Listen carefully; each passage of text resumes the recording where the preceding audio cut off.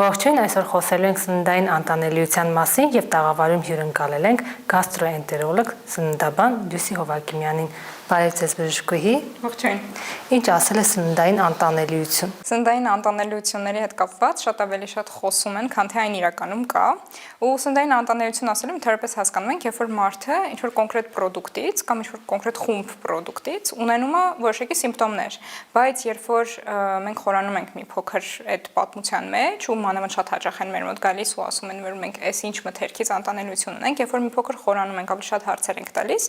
հասկանում ենք, որ իրականում ոչ թե մթերքն է խնդիրը, այլ օրինակ միգուցե սթրեսային իրավիճակ է եղել, միգուցե այլ ինչ-որ խնդիր կա, որը պարզ բացահայտված չէ, ու այդտեղ նոր հասկանում ենք, որ իրականում միգուցե անտանելիությունը չէր, այլ հարց էր։ Մարդիկ ինչպես են որոշում, որ իրենք այս կամ այս սննդի նկատմամբ այսպես անտանելիություն ունեն։ Մարդկանց մոտ հստակ ինչ-որ սիմպտոմներ են սկսում առաջանալ, օրինակ շատ ավելի հաճախ նշում են, օրինակ հացային ինչ-որ բաներ եմ ուտում, կլինի հաց, կլինի ինչ-որ բուլկ եղան կամ թխվածք, նշում են, որ ունենում ենք փքվածություն։ Հիմնական հենց սիմպտոմը մարդկանց փքվածությունն է ու ասում են չենք մարսում, այդպես են բնութագրում իրենց սիմպտոմը։ Այսօր պետք է խորանալ իհարկե, արդյոք հարցը այդ հացի, հացաբուլկեղենի ու դրանց մեջ պարունակող գլյուտենի մասով է, թե ուրիշ կոմպոնենտներ ունենք, որոնք որ առաջացնում են անտանելիություն, կամ միգուցե այդ նույն իմ ասած ֆունկցիոնալ խնդիրը, այսինքն երբ որ որևէ խնդիր, որպես այդպիսին օրգանական չենք կարողանում գտնել պացիենտի մոտ ու հասկանում ենք, որ հարցը հոգեբանական ոլորտից է գալիս։ Հիմնական դեպքերը կապ ունեն հոգեբանական ոլորտի հետ, թե իրականում հենց սննդի հետ։ Երկուսն էլ պատահում են, երկուսն էլ լինում են իհարկե, կապված տվյալ պացիենտի մոտ մենք ինչ ախտորոշում կգտնենք։ Եթե օրինակ մենք գտանք նրա մոտ գլյուտեն անտանելիություն, բնականաբար այս դեպքում հարցը գլյուտենն է։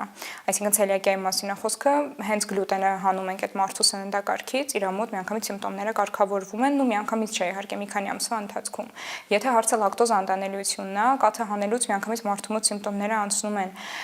Շատ հաճախ գերզգայուն մարսողական համակարգի դեպքում, օրինակ գրգռված աղու համախտանիշի ժամանակ, որը եւս ֆունկցիոնալ խնդիր այն ինձ ներկայացնում, գրգռված համախտանիշի ժամանակ մենք տարբեր մթերքներից կարող ենք ունենալ անտանելիություններ, բայց դա արդեն իրանց հստակ սննդակարգը վերլուծելու հետևանքով ենք հասկանում, թե որ մթերքն են իրանց համար անտանելիություն առաջացնում։ Բայց անկեղծ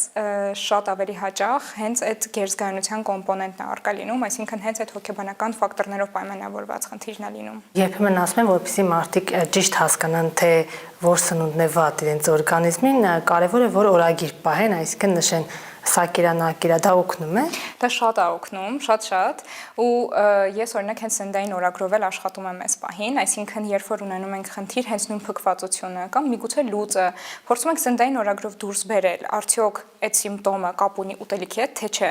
Շատ հաճախ իրոք կապը գտնում ենք, այսինքն օրինակ մարդը ուտում է նույն հացը, հա, ունենում է լուծ կամ ունենում է փքվածություն։ Հասկանում ենք դուրս ենք բերում, որը ժամանակ հեռացնում ենք այդ մթերքը, բայց շատ ավելի շատ լինում է դեպքեր, երբ որ պացիենտը մտածում է, որ ինքը ունի X մթերքից ինչ-որ անտանելիություն, բայց սննդային օրագիր գրելու ժամանակ հասկանում է, որ մի օր այդ մթերքից ունեցավ ինքը անտանելիություն, ինչ-որ սիմպտոմներ, մյուս օրը չունեցավ, դա ինչով է պայմանավորված։ Բնականաբար սնունդը նույնն է, բայց այս դեպքում արդեն հենց այդ ֆունկցիոնալ կոմպոնենտն է միանում։ Ու այո, իհարկե սննդային օրագիրը շատ օգնում է հասկանալու համար նախ ռեժիմը սննդակարգի առհասարակ կա որոշակի ռեժիմ, թե անկանոն քաոտիկ է, մթերքների քանակը եւ որակը, որը եւս շատ կարեւոր է եւ իհարկե կապ ունի արդյոք սիմպտոմը իր կերածի հետ, թե չէ։ Հիմնական ախտանշանները որոնք են, ինչպես հասկանա մարդը մոտ սննդային անտանելիություն է, թե ոչ։ Սննդային անտանելիությունների ժամանակ հիմնական փքվածություն, լուծ, աղների գործունեության խանգարումներն է, հա, բնորոշ, եւ եթե օրինակ սա կոնկրետ մարսողական համակարգի հետ կապված սննդային անտանելիության մասին է, ունենք նաեւ այլ հարց, սննդից ալերգիա, որը շատ հաճախ են իրականում շփոթում սննդային անտանելիության հետ։ Սննդից ալերգիայի դրսևորումները այլ կերպ ընդհանում է, ասենք քոր է լինում, ցանավորում է լինում, դա արդեն ալերգոլոգի մոտ գնալու կարիք կա այդ դեպքում, իսկ մեր կողմից հիմնականում փքվածություն, լուծ, երբեմն լինում է նաև հակառակը փորկապություն, բայց շատ ավելի հաճախ փքվածությունն ու լուծն է մեր կողմից որպես գաստրոենտերոլոգներ։ Գլյուտենից խոսեցիք, որ փքվածություն է առաջացնում, ինչպես մարդը հասկանա, որոնք են գլյուտեն պարունակող մթերքները, որ խուսափ։ Ես խորհուրդ չեմ տալիս ուղղակի առանց գաստրոենտերոլոգի հետ խորհրդակցելու գլյուտենը հանել կյանքից, որովհետև իրականում գլյուտեն այնքան շատ կա մեր ամբողջ կյանքում մեր շրջապատում է գլյուտենը, բացի հացամթերքներից, որ ամենահայտնի է, հա,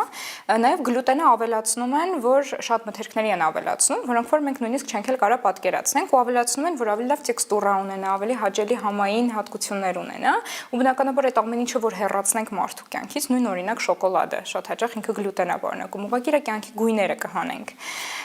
Մեզ մոտ կոնկրետ, երբ որ գալիս են, հիմնականում ինչու երբեք մենք տեստավորում մարդու մոտ գլյուտեն անտանելիություն ունենք թե չէ, եթե օրինակ փքվածությունն է շատ հաճախը, լուծը, քաշի կորուստ, երկաթի դեֆիցիտ, կարող լինի կանանց դեպքում նաև դաշտանային ցիկլի խանգարումներ, այս բոլորը մեզ, այսինքն համընդհանուր պացիենտի պատկերը, հա, ընդհանուր իր անամնեստիկ տվյալները մեզ հուշում են, որ միգուցե այստեղ պետքա տեստավորել։ Ու տեստավորելուց հետո եթե իհարկե արկա է լինում, արդեն հեռացնում ենք։ Իսկ գլյուտեն ինչի մեջ կա։ Գլյուտեն հիմնականում այդ հացային մթերքների մեջ է, մակարոն, հաց, թխվածքներ, շոկոլադի մեջ եւս կա։ Ունենք նաև օրինակ այսպես ասած թաքնված գլյուտեն, հա օրինակ սոյայի սոսի մեջ երբեք ոչ մեկ չի պատկերացնի, որ կա գլյուտեն, բայց այն արկա է։ Այնպես որ բավականին շատ տեղերում ինքը կա։ Երկաթի դեֆիցիտից խոսեցիք, շատերը ունեն, բայց միշտ չէ որ, հա, կապում են գլյուտենի անտանելիության հետ։ Ոնց նաև դա պետք է ընթացքում ստուգեն մարդիկ։ Այսպես ասեմ, երկաթի դեֆիցիտի պատճառները իհարկե ահավոր շատ են։ Կանանց դեպքում ամենահաճախ հանդիպող պատճառը դա դաշտանային հենց ցիկլով, այսինքն դաշտանային արյան հետևանքով առաջացողն է, կարող լինի նույն գինեկոլոգիչի տարբեր խնդիրներ, օրինակ միոմա, էնդոմետրիոզ եւ այլն։ Այս դեպքերում կարող եք տեսնել։ Երկրորդ դեպքում, ոնց որ ամենահաճախ հանդիպող պատճառները արդեն գտնվում են մարսողական համակարգում, բայց միշտ չի որ գլյուտեն անտանելիությունն է պատճառը լինում։ Կարող լինի երկաթի կորուստ մարսողական համակարգից, կարող լինի թեկուզ սննդային, օրինակ միս չեն օգտագործում մարդիկ տարիներով, հետեւաբար երկաթի դեֆիցիտ են ունենում, կարող են ունենալ նաև վիտամին B12-ի դեֆիցիտ, կարող է լինել ստամոքսի խնդիրների պարագայում, օրինակ աուտոիմուն գաստրիտի ժամանակ են ունենում, այսինքն եթե այսպես ես խորանամ, բավականին շատ են պաթոլոգիաները, բայց բնականաբար պացիենտի մոտ այս բոլորը չի ստուգվում, այլ ընտրվում է այն համապատասխան հետազոտությունը, որի ցուցում է այդ մարդը ըստ մեզ ունի։ Գազավորված ըմպելիքներ, որ շատ տարածված են, դրանք փքվածության պատճառ հանդիսանում են։ Ցավոք այո, ու հենց գազավորված ըմպելիքների դեպքում ինչն է մեխանիզմը, ուղղակի մեծ քանակով գազ են կուլ տալիս։ Դա այդ նույն process-ը տեղի է ունենում, օրինակ, երբ որ ուտելու ժամանակ մարդիկ շատ խոսում են։ Այդ ժամանակ եւս ահավոր շատ օդ են կուլ տալիս, հենց աերոֆագիա է կոչվում, այսինքն օդ կուլ տալու այդ process-ն է, ու բնականաբար գազավորված ըմպելիքներից շատ է դա լինում։ Ես սովորաբար, երբ որ փքվածության պացիենտ եմ ունենում, խորհուրդ եմ տալիս հնարավորության դեպքում ինչքան հնարավոր է քչացնել գազավորված ըմպելիքները, եթե օրինակ ջերմուկ են իրանք սիրում, ջերմուկ ես օքեյ եմ որ օգտագործան, միայն պետք է գազը մի փոքր հանեն, որովհետև շատ հաճախ մարդիկ ջերմուկի ոչ թե այդ գազային հատկություններն են սիրում, այլ իր համը։ Իսկ համի համար ուղղակի կարող են գազը բաց թողնել եւ հանգիստ օգտագործել։ Կաղամբը, լոբին, սոխը, դրանք եւս փքվածություն են առաջացնում։ Այո, դուք հենց նշում եք այն մթերքները, որոնք որ շատ գազ առաջացնող հատկություն ունեն։ Ես երևի կարճ ավելի ճիշտ կլինի որ խոսեմ FODMAP ունեցող ուտելիքների մասին։ FODMAP-ը ինքը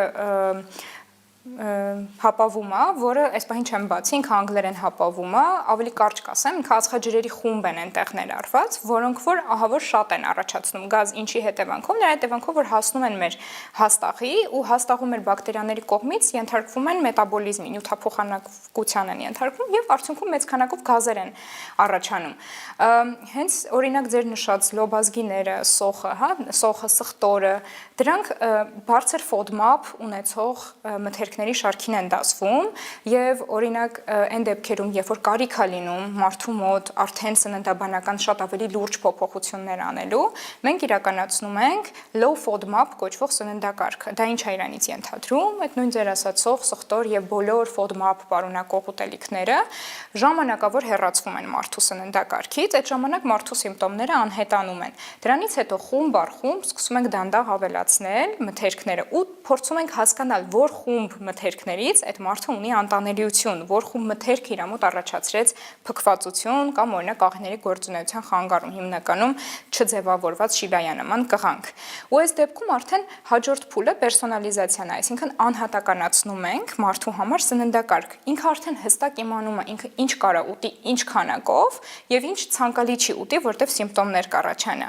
Այս ամբողջ process-ը բավականին երկարատև process է, ու ինքը իրականացում է գաստրոսննդաբան է, այսինքն այսինքն սրա համար հատուկ որակավորում է պետք, հա, այսինքն ինքը բավականին երկար ու լուրջ աշխատանք ու իրական պացիենտից նաև մեծ էներգիա տանող աշխատանք է։ Գանք մեր սիրելի հացին, որ հատկապես հայերը շատ են հաց օգտագործում,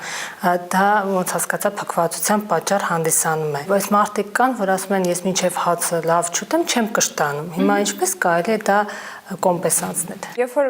նման մարդիկ որ ասում են, որ հաց մինչև չուտեմ չեմ կշտանում, հիմնականում դրա տակ ընկած է հոգեբանական ֆակտոր, սովորութային, հա, ուղղակի իրենք սիրում են ու իրականում պետք չի այդքան փոխել։ Ես կողմ չեմ, որ մարդու սիրած բաները մենք իր կյանքից հանենք, հա, պետք է արդեն հասկանալ ինչ քանակի հաց է ինքը օգտագործում։ Ու իդեպ այնպես է, որ նույնիսկ առողջ մարդը, որ չունի գլուտեն անտանելիություն, հացից կարող է փքվել։ Այստեղ կարևոր է հասկանալ ինչ քանակով հացն է իր մոտ առաջացնում փքվածություն, ու սովորաբար երբ որ ուտելուց հետո, օրինակ ինչ-որ հաց ուտելուց հետո մի փոքր հաց են ուտում, սովորաբար չեն էլ ունենում սիմպտոմներ։ Արդեն խնդիր է առաջանում, եթե մեծ քանակով է լինում այդ հացը, առանց հասկանալու կարող է մի ամբողջ օրինակ մատնաքաշ ուտեն։ Այս դեպքում հստակ կունենանք այդ խնդիրը, պայմանավորված եւ մեծ քանակով գլուտենով եւ իր մեջ եղող այդ FODMAP-ով, արդեն կարող եմ հանգիստ ասել այդ տերմինները, դա բացատրեցի, եւ նաեւ պայմանավորված իհարկե քանակով սննդի, օրինակ 1 կիլոգրամ ամբողջական որ սնունդ մենք միանգամից ուտենք, բոլորս էլ կփքվենք։ Ինչու է պայմանավորված, որ տանը նույն սնունդը ուտում ես ամեն ինչ նորմալ է, բայց երբ դրսում, չգիտեմ, ռեստորանում կամ խանութից գնես ուտես, փքվում ես։ Շատ հաճախ պայմանավորված է լինում քանակով։ Ես մի 2-3 պացիենտի մոտ այդ արդեն նկատել եմ, որ հենց այդ ձեր նույն ասածը, որ օրինակ ինչ-որ մի քանակով սնունդ տունն եմ ուտում, ինչ-որ կոնկրետ պրոդուկտ, հետո դուրսը ուտում եմ, փքվում եմ, ու մենք նկարելով սնունդը ոչ միայն սննդային օրագիր ենք վարում, այլ նաև նկարում ենք սնունդը, նկարելով հասկացանք, որ տանը կերած ինքը ուտում է մոտավոր 200-ից 300 գրամ, դուրսը ինքը ուտում է շատ ավելի մեծ քանակով, այսինքն մոտավոր մինչև 500 գրամ, ինքը կարա այդ մթերքը ուտի ու չհասկանա, ինքը չի պատկերացնում, որ իրոք այնտեղ մոտ 500-600 գրամ կա։ Առաջինը դա է, երկրորդը պատրաստման եղանակը։ Օրինակ, միգուցե մենք սոխ-սխտոր չենք ավելացնում տաղդա պատրաստելիս, իսկ օրինակ դրսում ավելացնում են, կամ նույն սխտորի փոշին, հա, ինքը համեմունք է, բայց օրինակ մենք չենք ավելացնում, բայց դրսում պատրաստվածին ավելացնում են։ Այսինքն ինչ որ մի բան միգուցե ավել է այնտեղ, որը մենք տանը չենք ավելացնում ու արդյունքում փքվում ենք։ Փքվածության ժամանակ օգտագործում են ակտիվացված ածուխ, կոճապղպեղ, սամիտ եւ կարծեմ անանուխի թե են խմում։ Արդյոք դրանք օգնում են։ Տեսեք, անանուխի թեյը, ինքը անգլերեն peppermint թեյ են ասում, ինքը բավականին օգնում է իրականում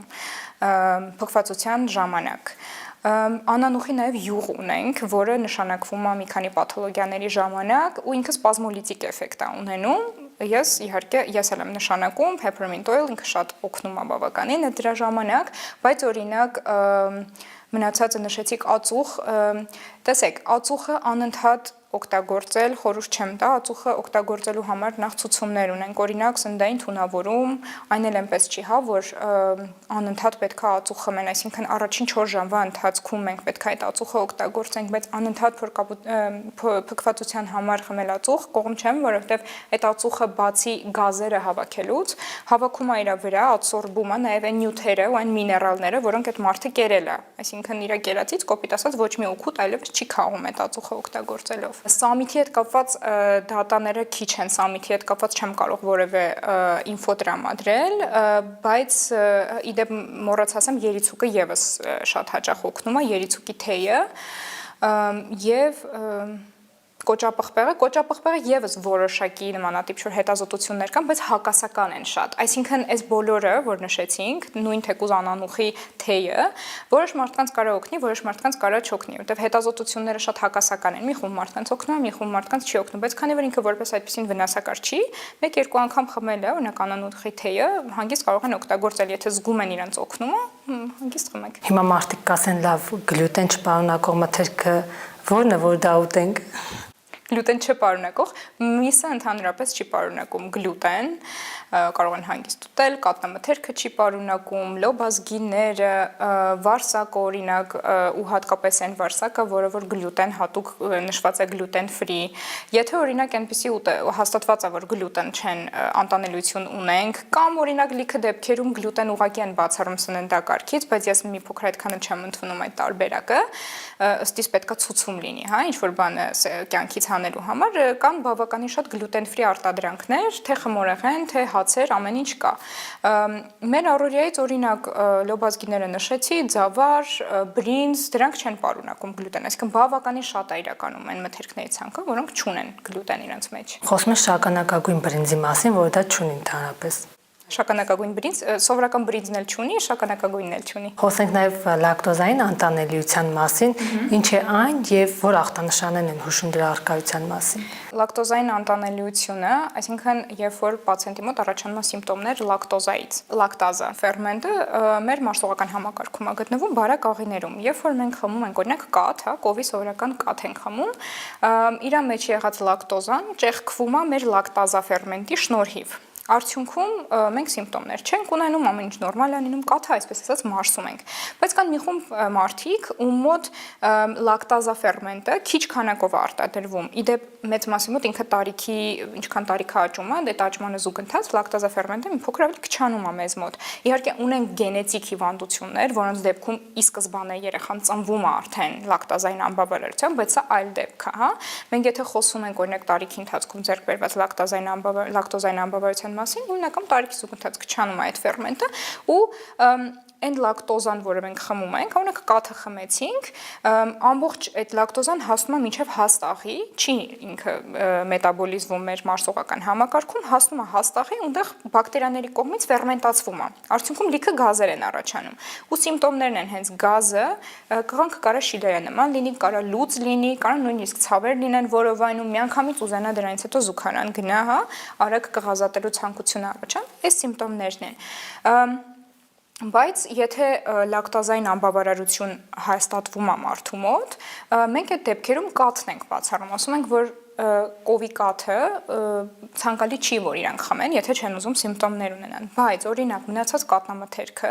վերամշակման process անցած մթերքները, օրինակ հատկապես հաստ կոշտ պանիժները, իրենց հակացուցված չեն։ Այստեղ արդեն խոսքը գնում է ինչքան ուտեն այդ մարդիկ։ Օրինակ մի հատ ամբողջական կատնաշոր ուտելը իրենց մոտ միգուցե սիմպտոմներ չառաջացնի, բայց օրինակ եթե իրանք նստեն մի 500 գրամ կատնաշոր ուտեն, իրոք միգուցե սիմպտոմներ լինի, սա արդեն քանակի մեջ է գնում հարցը ու անհատական է իհարկե, բայց օրինակ պանիրները,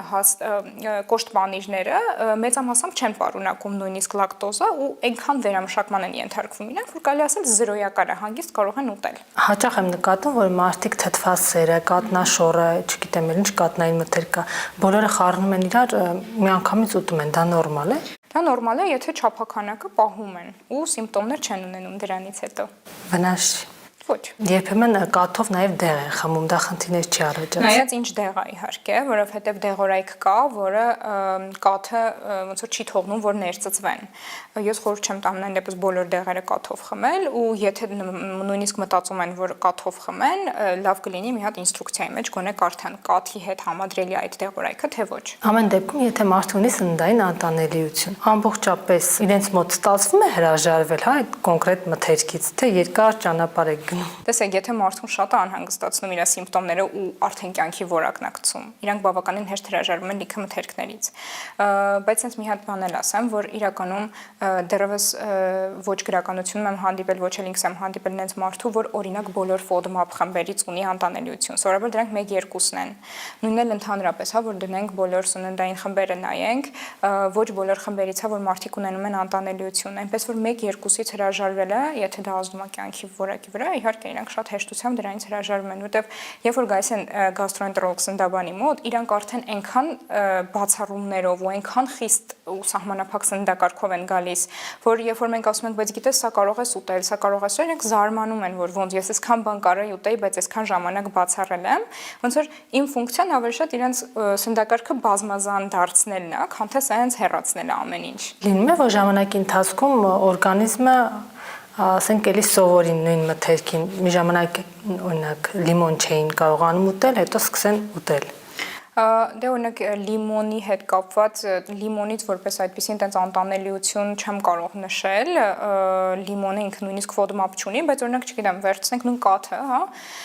նու կաթից եթե լակտազային անբավարարություն կա, դժվար իրանք նորից հետ մարսեն, բայց լինում է դեպքեր, երբ որ կամած նույն պրոդուկտից տալիս են ու կոպիտ ասած օրգանիզմը սովորում է։ Դա օրինակ իդեպ կարող ենք ասել լոբազգիների հետ կապված։ Շատ հաճախ մարդիկ լոբազգիներից հրաժարվում են, մտածում են ինքը գազ է առաջացնում, բայց հիմնական մեծ խնդիրը այն է լինում, որ ուղղակի լոբի շատ հազվադեպ են տալիս իրենց օրգանիզմին ու իրենց